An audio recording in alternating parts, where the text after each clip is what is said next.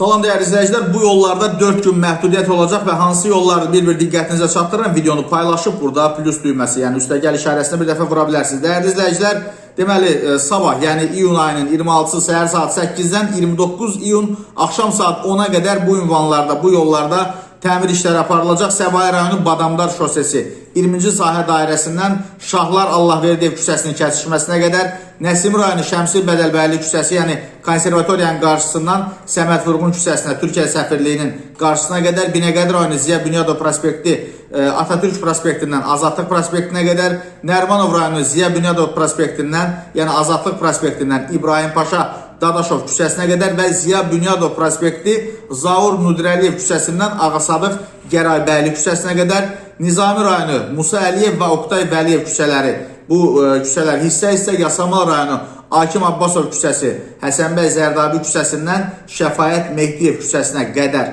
Məlumatda bildirilir ki, təmir işlərlə əlaqədar qeyd olunan ərazilərdə nəqliyyat vasitələrinin hərəkəti qismən məhdudlaşdırılacaq. Xahiş olunur ki, hərəkətinizi əvvəlcədən planlayın və müvəqqəti dəyişiklikləri nəzərə alın.